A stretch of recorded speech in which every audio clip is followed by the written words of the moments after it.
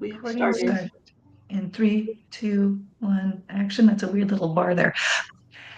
Buddy, thank you for finally coming to our painfully postponed February session on From Accounts with Love. This is Mastering Salesforce Account Plans. Again, apologies for what has felt like a rough winter between mine and Kristi's households. I think she was dead the end of last year and I was dead the beginning of this year. But I think we've gone through it now, and so everything should happen as normal. So thank you for your patience on this one. But yeah, this session today is devoted to account plans in Salesforce. It is something that I think many of us have created workarounds for or bought tools now, add-on tools for years. And it's now an out-of-the-box functionality in Salesforce that's not an embarrassment. You know, sometimes Salesforce gives us things that it's like, oh, great, cool. You can say that you have it, it's not usable. That is not the situation for account plans. This is actually a pretty robust offering here, and that's what the goal of today is to go over it and hopefully provide you guys with some inspiration for your own works. Next slide, Kristi. Sorry. We are all feeling better today. I'm on a hot spot, and Kristi has the gardeners outside, so she's muted, and I can't use a functioning computer. This slide, even though many of you know us, just in case for those that don't, I am Tracie Hart, and this is Kristi Brown. We are the co-leaders of the San Diego user group. And normally Kristi edits the slides that I create, but she didn't have time for this one. So I got to insert a picture of us that I love and adore, and she has other feelings about. So it's an honest perspective, Kristi. Lacking in professionalism, sure, but who cares? But yes, we are your leaders and today's experts on the matter at hand. So let's dive right into it. For today's agenda, we'll first be going over defining account plans. For those of us that don't know, what do account plans mean from an actual business perspective? Let's take a deep dive into that so it helps you to understand why it may or may not be relevant to the work that you do and if you should or should not push for it. Also, learning is just awesome in general. Then we're going to go into Salesforce's account plan features. They're out of the box options for us.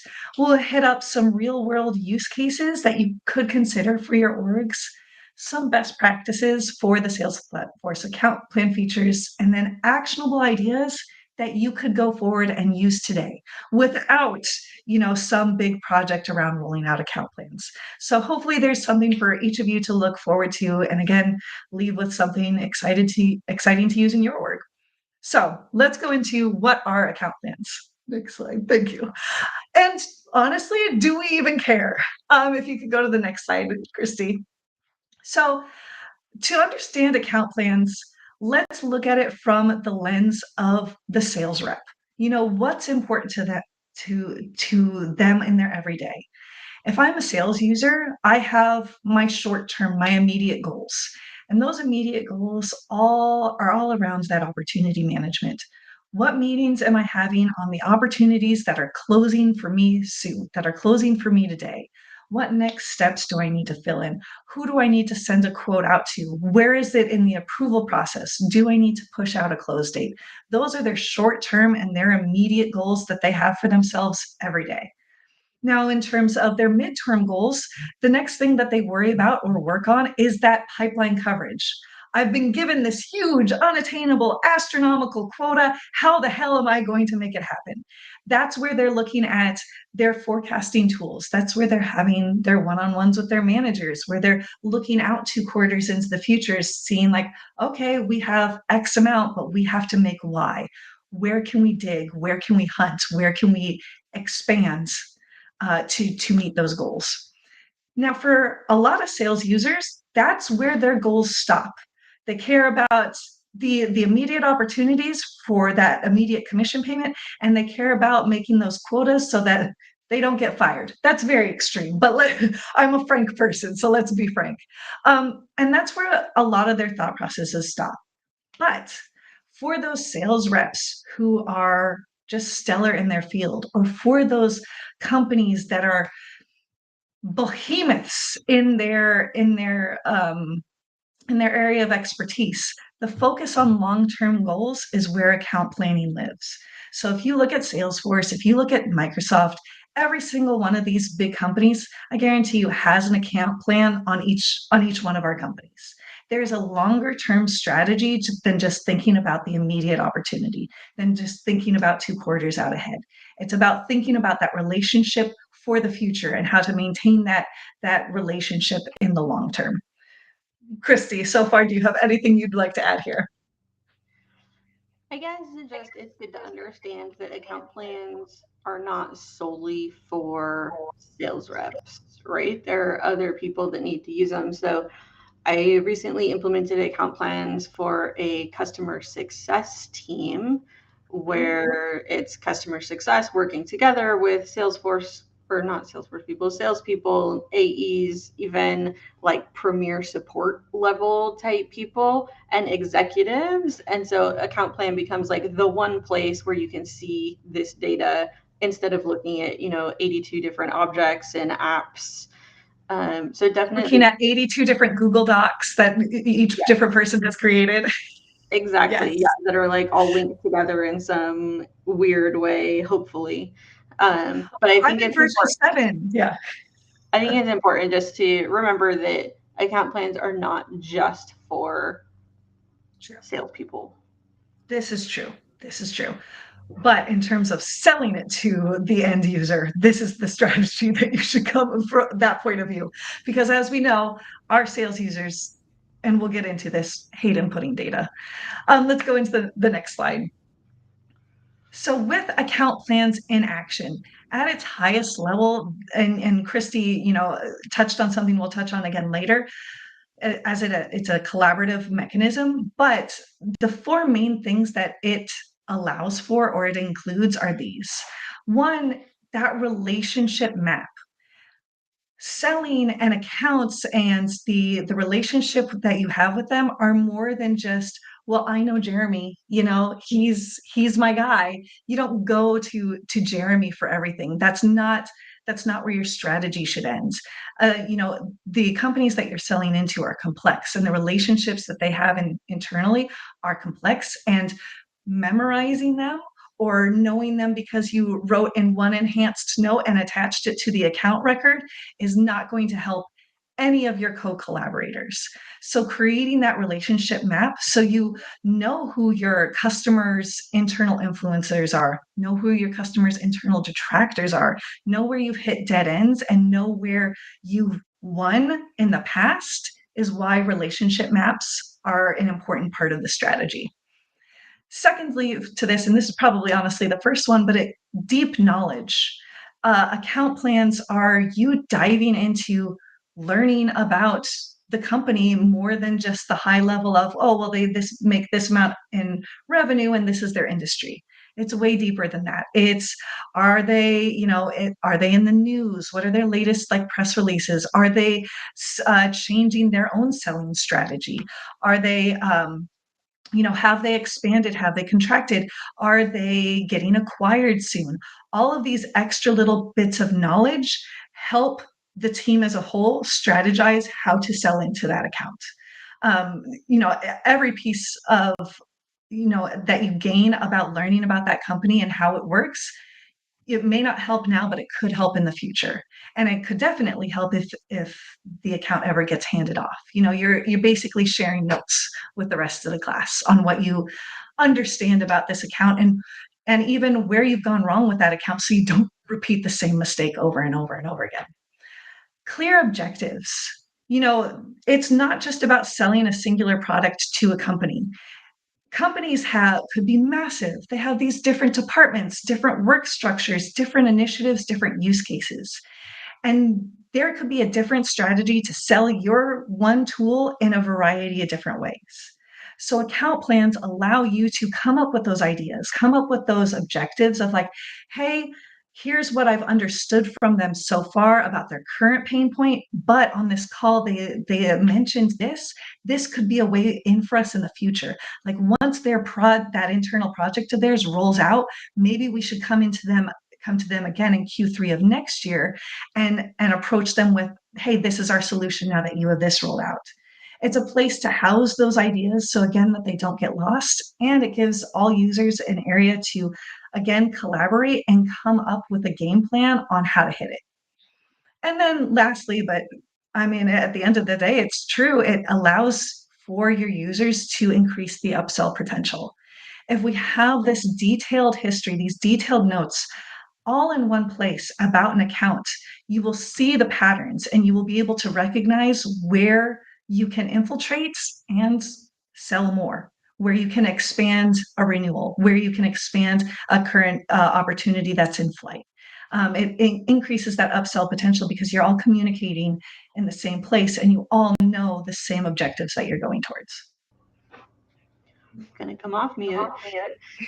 Um, so I agree with all those things. I think just on the clear objectives, I think a different perspective on like these are our objectives, how we're going to sell more stuff and upsell and expand is really looking at it like value objectives and value drivers from the customers perspective. So, and especially if you're growing this account over time, we want to be able to capture and document and measure, which we'll talk about in a little bit, like how are we actually delivering value in this account, not just looking to sell more value that, you know, we don't know if we ever actually achieve that or not, but what are we actually doing for the customer that will allow us to expand, and are they meeting those goals, which could be both our goals and their goals, right? So Yeah, 100%. want to lock objectives into just being like these are our sales goals type things.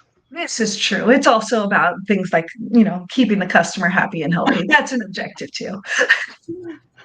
Sure. Next slide, if you could.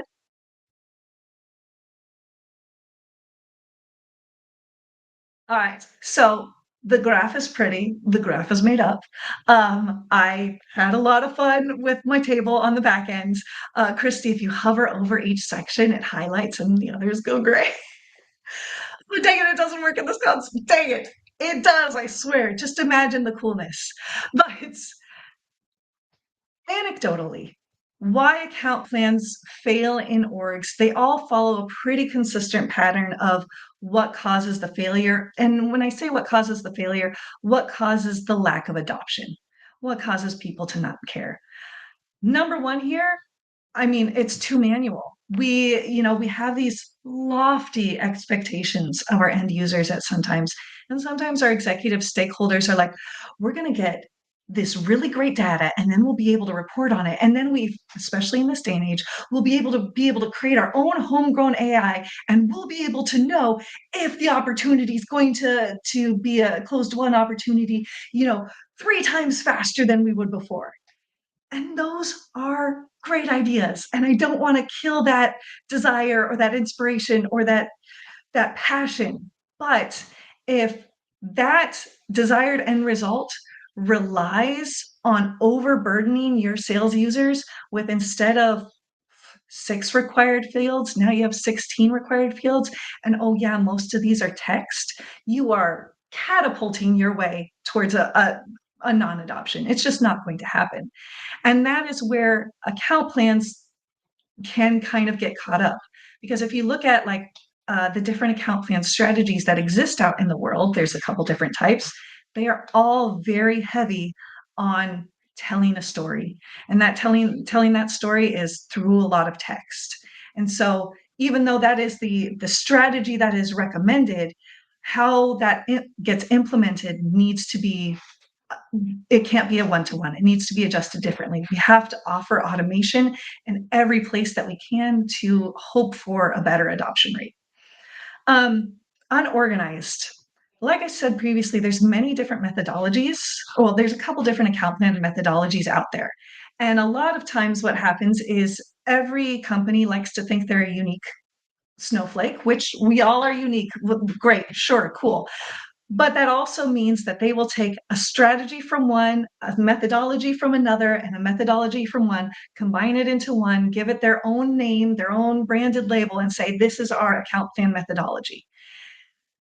It's woefully unorganized and it's using many times disparate concepts. So your users don't understand what they're supposed to what they're learning here, because it's just too many unrelated ideas. And so again, that sinks your potential adoption here.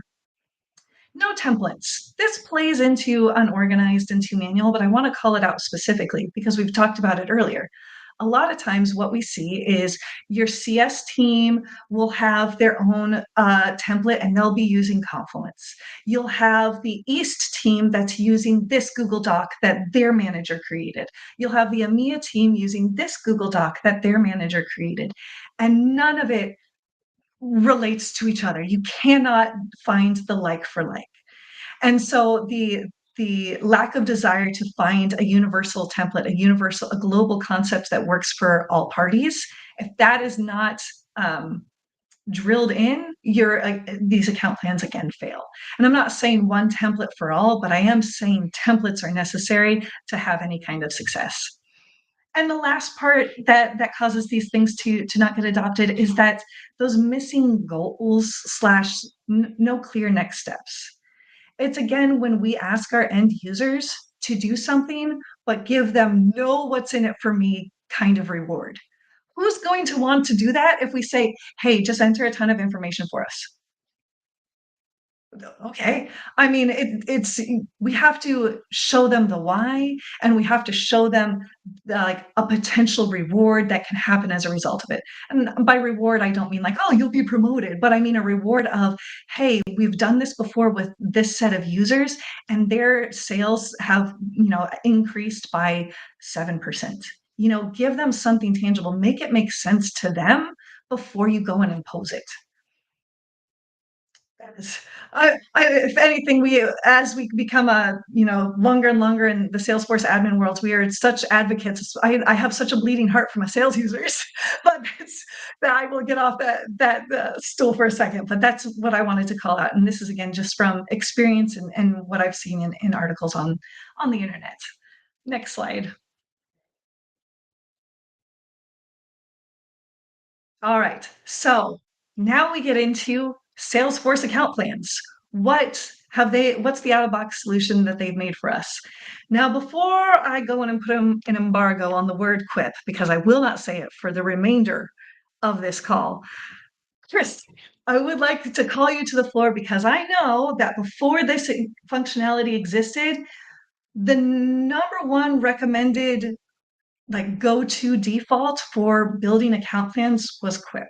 And I know you've done it a couple different times. So could you just share with us like what that was like and where the trouble existed with doing it in that fashion? Yes. Putting me on the spot. So I I am. I'm sorry. actually love Quip. I was before this account plan feature rolled out with this new data model. I was all set to implement account plans in Quip once again, like 6 months ago. Or when did this come out? Like October, November. This came out Uh, December, and then the big improvement came in February. yeah. So I mean, with Quip, it's very collaborative. So, I mean, that checks the box for collaboration with other teams, right? You can add data from Salesforce and other data sources, which is great. Check the box on that. I think, and you can create templates in Quip too, right? So, check the box on that too. I think where Quip struggled was really about reporting and that automation piece. So Quip is all unstructured text, right? It's everywhere. Nothing would ever be standardized. Even if you started with a template, people would just start adding stuff all over the place. You can't report on like who's making these edits and when and why. How many accounts have account plans and don't. Well, actually, you could report on that one, but being able to report on and analyze, and then the bigger things now, right? Like adding in AI functionality to take care of the manual data entry. Make AI do it for us. Adding additional components to the page like we could in Salesforce, you can't do in Quip, or they're very limited at least. So I mean, it was limited. It was a great solution. It was functional, but I think bringing everything onto the platform directly gives us more power to do all the things that I'm sure we'll talk about next. So while Quip was not a terrible solution, I think it's still functional. It was expensive for licensing because you're paying for another thing. It's another place for people to go unless you had it embedded in Salesforce, which is also possible. And then just all the unstructured text and non-standardization, I think, are the big pain points and kind of solution killers, in my opinion. Yeah, for sure. And I think, I don't dislike Quip. I mean, you and I use it for our own work, but I think, especially as we are now in like this AI renaissance, building solutions that aren't easily reportable is a non-starter. And Yep. that, that you have all this great data, but can't access it. It's what's, not to say what's the point, but like that's a huge detractor from making Quip a possible contender. So getting into what Salesforce now offers us. All right, man, I really played too hard with the transitions. I apologize. Um, but getting started from an account plan perspective. So this is my advice based on what I've done in it so far and how I played with it. So sales account plans, while it does add standard objects to your org, it is once again that feature that you have to enable.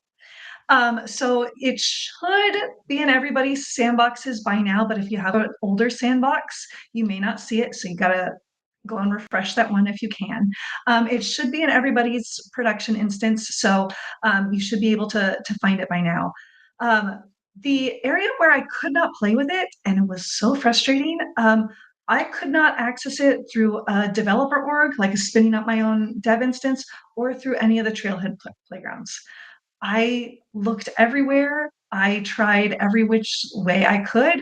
If one of you can prove me wrong, I would love that because I'd love to play with it in an environment where I have better control than just a sandbox. Like I'd like to play with it in use cases specifically for my own imaginative purposes. Um, yeah. Okay. So I'm not crazy. Thank you, John. But that is one thing to consider. Don't feel crazy. I did the feeling the crazy for all of us. It's just not there. So it's in sandbox or your prod environments at this point. It does add 4 objects to your org. Now, back when it first rolled out, it added only 3, but they've made measures more robust in the calculations now. So a 4th object has been added, and the ones listed there are the ones that it has added. The other thing that we will talk about later, relationship maps. You'll find the relationship map or a link to it in the same section where you enable sales plans, but you have to enable that separately as well. So keep that in mind. And if we go to the next slide, this gives you just a little bit of a how-to, so you can find it yourselves. I would just add to this list about what it's adding to the org is you also get some out of the box shiny pretty lightning web components that come standard with these objects, which I know are on some of your screenshots. But just so you know all the things that are getting added here. Yeah. Next slide, if you could. Thank you. So again, with enabling account plans, just go to your setup menu, go to your search bar, type in account plan. It will pop up. From there, it gives you the nice little setup screen that Salesforce and we've all come accustomed to about enabling sales plans, toggle on, and then the steps to go forward with it. Relationship maps is towards the bottom, and then also your measure calculations and creating new calculations will be found at the bottom of that page as well. So just from a sanity point, this is how you find these items so that you can start to play with it. Next Also, slide. just call out relationship maps are only available with certain additions and licenses. So it might be an additional cost for you if you don't already have it included in whatever you're paying for. So I think it's available for Enterprise, Unlimited, and the new Einstein 1 edition. I think those were the 3 that I remember. All right. An important feature that I just love, and I do want to call out that it is, it's different than what a Quip solution could offer nicely, is that account plans are individual records. So just sit for a second in the scalability of that and how beautiful that is. Because way back in the day, for those of us who have been in Salesforce for a long time, we would tell our end users, create notes right on the account and update those notes so that future sellers know the progress that you made. And that's an insane idea. And that never worked.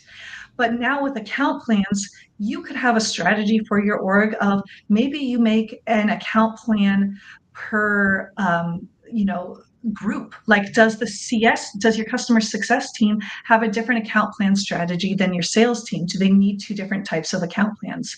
Do we want to create an account plan per year? Like, this is the FY25 account plan, next year's the FY26 account plan.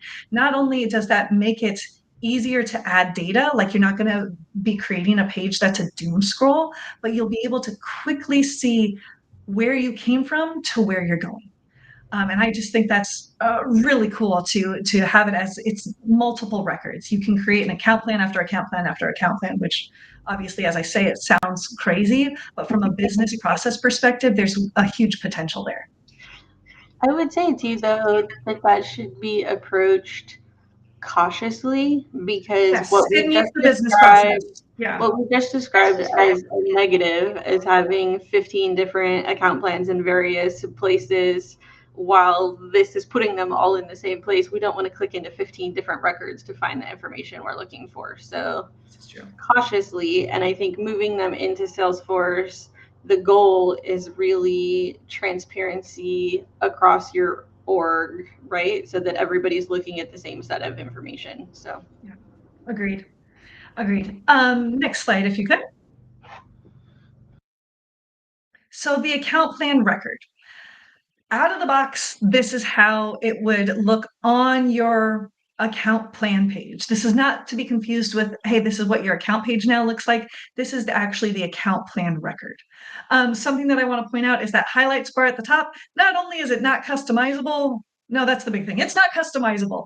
But you could do is you could replace it with your own highlights bar. But that what you see is out of the box, and it is what it is. I mean, it's looking at very basic number of opportunities that have the amount filled, and it's looking at a very basic win rate calculation. So it's cool. It's fine, but it's you'll probably, as you get into it, would probably create a customized dashboard for yourself to live on the account plan page instead of this. Um, we'll go into the center section on the next slides, but to the right, I want to call off something that we will get into a little bit later, but that is where your objectives live. So this is a really cool feature, and we talked also about like how objectives can be measured. That is what you're seeing on the right-hand side here. So for each account plan, there can be multiple objectives that are measured in different capacities so that we can measure success or failure. But again, we'll get into that in a couple slides here. But if you want to go to the next slide for me. I will just add another comment that the Yeah. non-customizable component at the top is the first thing that I replaced with an embedded CRM analytics dashboard. So, Yep. Yeah, basically. But it's cute. thank you. A closer look. So again, this is the main section of your account plan record. And I just want to point out like the out of the box beauty of it, because if you wanted to, if your company's just getting started with the idea of account plans and you don't know what methodology or what makes sense, honestly, the fields that they have given us, I applaud them for. If I look at SWOT analysis, this is a very similar template to what engineers use in Confluence. That's an out of the box template. Like this is appealing to what end users already know. And I think that's huge. They didn't decide to go full Salesforce custom with its full Salesforce language and call it its own cute things. No, they're following something that is globally known and understood. And then to the next slide is just an extension of what we see in the customer landscape and the competitive landscape. So again, you'll see that these are rich text fields where they can add as much data as they need within the limits, but still it's them being able to tell a full story without us creating a custom solution. That's this text field has a text area of 255 characters, and this over here is this. It looks It looks not homemade, I guess would be a way to call it out nicely. And it's a great starting point for most orgs. If you wanted to roll this out as a test case for a group of users, I think how it is now would be a great adoption rate. Next slide. But all that to say, each one of these sections is customizable. You can put in your own fields, your own methodology, and change it completely if you so wish. But out of the box, still looks really nice. It looks really nice. And this example looks really nice because there's like an even number of bullet points. Right. In the last one that I implemented, I had to do one rich text per row, because once you start adding actual content, and especially if they're actually using the rich text functions and adding bullet points and highlighting and bolding and italicizing and adding links and images or whatever, it gets really chaotic and there's just like stuff everywhere. So like what they give us is great, and of course you can add your own fields because it's a normal Salesforce object, but just I would say pay attention to the actual page design and layout. Use conditional visibility if you need to hide stuff or get rid of it if it's not essential at the moment, just because these can get a little overwhelming because they are expected to have so much content in them. So Very fair. Great point. Next slide, if you could.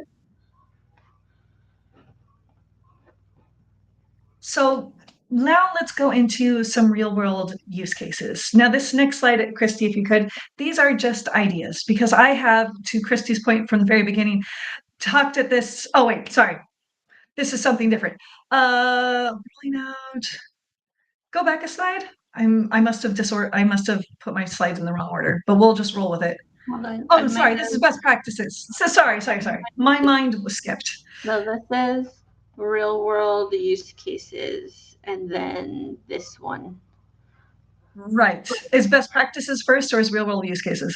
Real world use cases. I think I Okay, thank skipped you. ahead. Sorry. Oh, okay.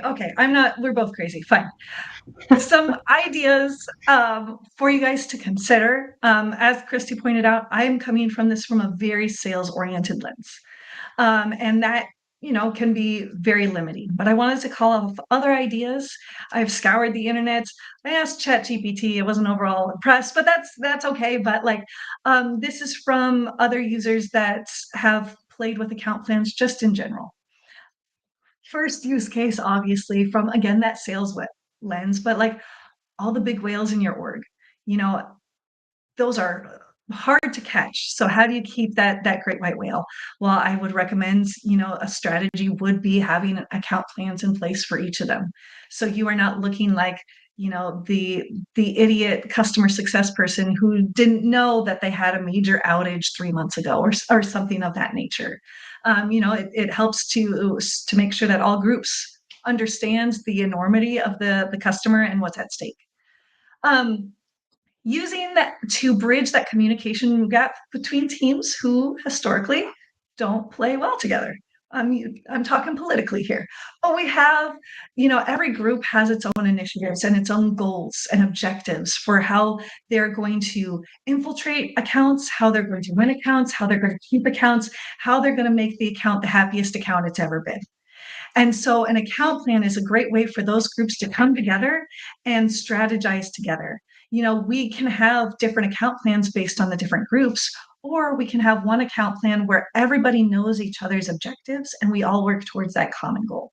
So, marketing's objectives may be different, but it still plays into the story of that account. Customer success, they want the happiest customer who stays with us forever. They have different objectives than the seller whose objective is like, I'm going to get 20 million in revenue, but they all play together. And so creating a space where they can all collaborate together, it bridges that communication gap, and it puts it all in a place where it's not anybody's turf. It's just all in Salesforce. Um, Customer health. So if you're in an org that is more customer service based, or if you're in an org where you have tapped the last favor that you could ask of your sales teams, like if they say to you like, I will not enter value into one more thing, maybe coming at account plans from a different perspective of the health of a current customer would be an inroad for you to make progress with this in your org. Make account plans only about the overall health and well-being of your existing customer base. Call out where there were massive issues and how they were rectified. Call out your objectives from that lens and how you're going to make them happy again, how you're going to apologize, how you're going to, make sure that they want to, bring their children to you to babysit in the future. That's another lens that we can come at it from. Complex deal strategies. This kind of plays into every big whale, but not necessarily. And that's why I called out, accounts that have multi-year deals. Incredibly complex deals from start to finish, and they're incredibly complex accounts because they need to be managed every year. If you look at a basic contract, many contracts have the ability, there's an opt-out clause. So in order to avoid such things, an objective could be like, hey, year 2, make sure they don't opt out. Year 3, they make sure they don't opt out. Something of that nature. Because what a lot of times what happens without that is your selling team who got that initial deal, they could leave, they could be transferred to different accounts, and that knowledge is dropped. And so the ability to lose that account skyrockets. So that could be a way to get people up to speed and keep people all on track to make sure that those complex deals stay good from start to finish. And then the last, and maybe this is one that's just for those of us who want to organize ourselves. Like if you are responsible for managing your vendors or your contractors, a great use for just considering all these different tools that are at our disposal is through an account plan. Because I can't tell you how many times I've probably been approached by the same vendor 6 different ways over the course of my 3-year span at the company that I'm currently at. And the Tracie from 3 years ago remembers about them, but now they've changed names or they've been acquired. And now I feel like I'm being played, but I don't know how I'm being played. We can create account plans for your vendors so that you manage them just as much as they try and manage us. And so you can manage those conversations better of, hey, my objective is to avoid the 7% uplift they try and put on my 1-year renewal every year. And when they come to me at that 1-year renewal and they say, oh, 9% is actually the standard, I can actually call out, no, actually, in the conversation that we had on this date, you said it was just 7%. So you've secretly increased this by 2%. Something of that nature. And then again, these are just ideas. Maybe it gets your idea juices flowing too, but this is what I found. Next slide. Best practices. There we go. Okay. So things to keep in mind while you roll this tool out or while you consider rolling it out. Next slide, if you could. So account plans by default are private. Good idea in theory for those orgs that are, public read write on everything. That's just something to keep in mind. When they complain to you, I can't see it. It's because they are private by default. That can be changed in your org-wide settings or through permission sets, however you want to curate that experience, but that's just something to keep in mind.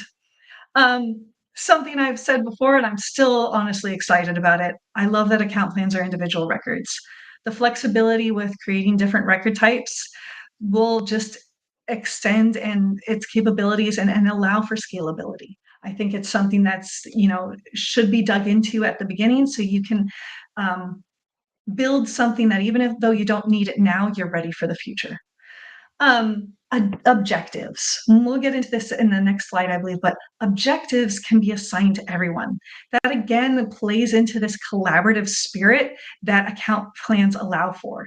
So we already know, through the use of account teams that multiple players work an account, but not everybody needs to be a part of the same thing, but we also don't want other things dropped.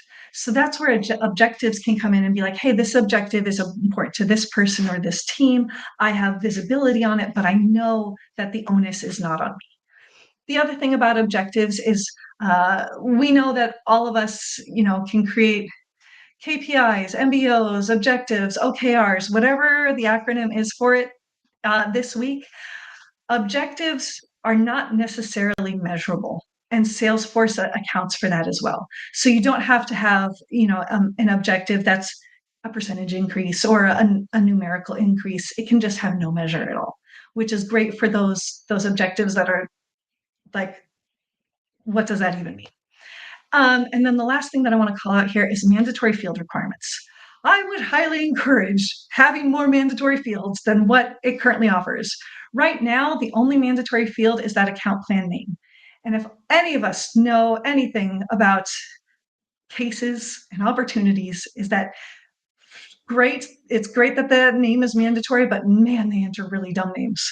So I would advise more mandatory fields upon creation. And I would also advise, on the back end, creating a flow automation that updates that name to something not ridiculous. I said that as nicely as possible, Kristi. I will kind of along the topic of mandatory field requirements, but not. When I was doing data migration of account plans from another platform into these objects in Salesforce, we also hit a validation rule where the end date has to be after the start date, which totally makes sense. But it's not a validation rule that you can see under validation rules. It's just in the background somewhere running. I found that because one account plan, the dates were all messed up. So I'm not sure what other maybe kinds of validations are there that they have on this that are not necessarily in the documentation. Not necessarily visible. Yeah. Fair point. Next slide, if you could. I don't remember where I am. Okay. It's okay. All right, this is where I want to call out objectives and measures and give you guys a disclaimer that the new metrics calculation rolled out into my org on March 3rd. So I have not played with this to the degree that I am able to be the SME you guys need. I will by next month though. I think the whenever we do our summer release, we'll put this in there so that we can talk about it at length because it is just on the surface very cool.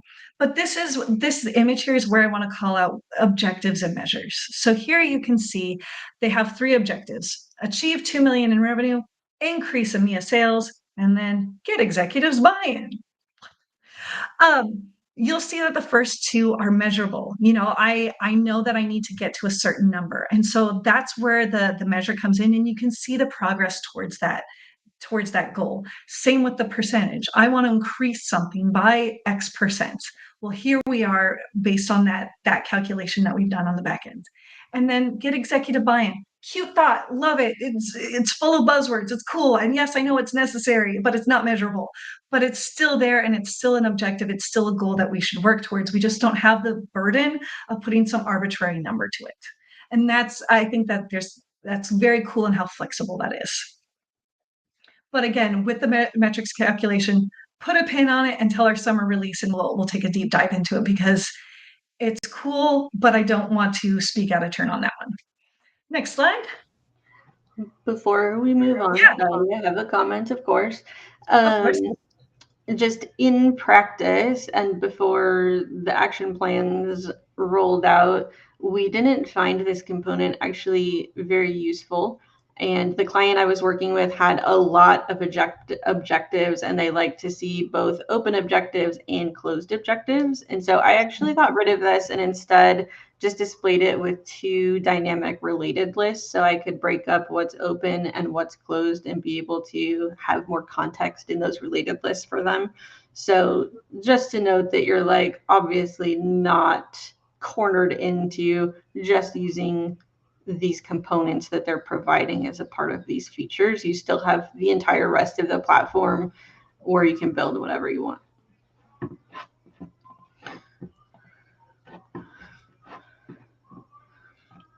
Right. And last, we're going to go over some actionable ideas. These are some features that they don't rest on having account plans rolled out, but they are so cool. So next slide. This is something that I am just, it looks like a dream. Sales action plans. I have the link here to the release notes, but you'll see here that sales action plans can be related to a whole host of different objects, independent from the account plan. I don't know if you guys have ever had this life or this request or this project, but everybody feels that they are unique and they cannot work within the confines of the activity. Oh, I just need a custom object because our activities are so special and they need to be for this X, Y, Z. I feel like sales action plans could be the solution. And I speak it in a whisper because I'm so excited, but I'm so nervous. I hope it works. But just in what I've seen so far, these sales action plans allow for you, they basically work in the event and the task object, right? So that means they can roll up to that activity and be reported in that standard reporting functionality. So think of already how cool that is, and think of how unique you can create the situation based on what the action plan is, because we know that tasks and events are so limiting. What does it mean I've been assigned a task? What do I do with that? Sales action plans are the future. Next slide, if you could. I think I have one more slide on. Oh, I don't. Action plans. Yes, it's only been, John, it's literally only been available for like 2 weeks, and it's so cool. I thought I had another slide in here, but I don't. But something to know about the coolness of sales action plans. Read those release notes. But why I'm so excited about them is they require a template, right? So each action plan has its own template. So instead of everybody, well, you have a task and choose the type of discovery meeting, right? Instead, with sales action plan, you have a template for discovery meeting. And within that discovery meeting template, you have the personalized fields, data points that you need to gather as a result of that call. Think of how much better that is than trying to work within the confines of a task or a standard event. So that's why I'm so excited about it. Yeah, super cool. I will again report back to you on it because I actually already started a project on it. But I hope in our next our summer release session I can give you guys some tips and tricks on that one as well. Because again, it was released in this like middle section between two releases, so we should not ignore it because it is a very cool feature. The last thing that I want to call out is that buyer relationship map. So we all know the pains of only having that one field of the contact reports to, but we know that relationships for our contacts are way more complex with that. You know, Helen may report to Diane, but they're part of this department, but Diane is the equal seniority level to Hector, and Hector has 3 people underneath him, and you need to know about all 5. That's where relationship maps can come into play. Now, I will say read the considerations because there are some things to consider. The one thing that I wanted to call out here is in order for the contacts to show up on that relationship map, they have to have a value for seniority level and department group. Historically, fields that I have not worked with or cared about, so your orgs may be the same in that the data is lacking there, and so then contacts don't appear because they don't have those 2 required fields filled in. But you can put that buyer relationship map on either the account or the opportunity, so you have that flexibility there too.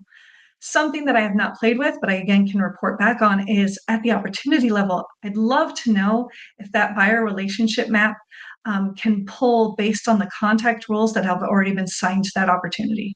I don't think so yet, but I want to play with the idea just to confirm, because that would be a lovely functionality too. You have your buyer relationship map at the account level, and then within the individual opportunity, you understand the context that were at play there. I think it does do that. I You think think that's so? why they show it on the opportunity because you can see them Okay. on account opportunity and account plan. So none of the documentation called out contact roles specifically, so that's why I was nervous to be like, does it or doesn't it? I thought that's what its Yeah. intention was, but yeah, I haven't played with it. So I hope so. I will report back. But yeah, those are the 2 things that, even if account plans don't work for you or your company's strategy, I think these could have, these 2 additional items could be, an asset for whatever projects you have upcoming this year for your org. And with that, that is from Accounts with Love. I would just add, and thank you, this was awesome. I would just add just a comment about the scalability that you've been talking about. This is part of the platform now, so you can do anything with it. So just a few things that I changed or tacked on with these last ones that I implemented is I already told you I switched out that top component for an embedded CRM analytics dashboard. You could put an embedded visual force page or whatever, or create an LWC, whatever you want up there. But I think that was pretty important. I also introduced Prompt Builder into these to help people write all these rich text fields. So being able to pull from outside data sources or pull from the account record, pull from open opportunities or closed opportunities to help them structure these things, I think is really important and will make it easier for them to maintain them, right? Because one of the pain points we called out about account plans is how manual a process it is. So being able to have this, generated for you, and then you can add some extra content that doesn't live anywhere else is super beneficial.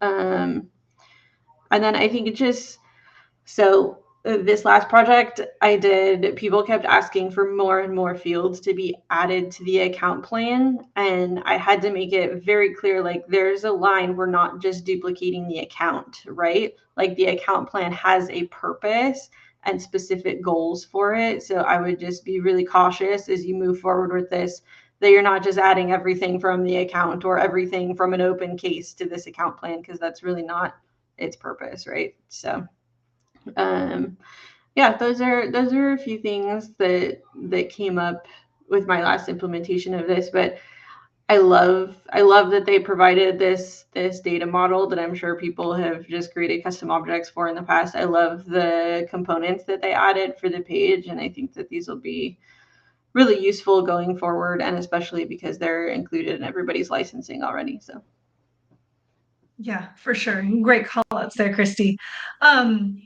With that being said, if you guys have any follow-up questions around account plans, let us know. We can answer those questions in our upcoming meeting. We will post this recording so everybody has access to it, and definitely share the deck with you guys as well. We are back to normally scheduled programming. So we will see you, what is it? It's the third Wednesday of every month, because there's no possibility that Kristi and I can get deathly sick again. Or if we do, we'll make sure that it overlaps so that we're not killing the amount of time that we killed in this last part of the year. But we thank you guys for your patience, and we thank you for coming, and we will see you guys next month. I thought of one more thing. Sorry, Okay. totally randomly. So these are new objects. Of course, they're standard objects, so you would expect them to have all the functionality of all the other objects.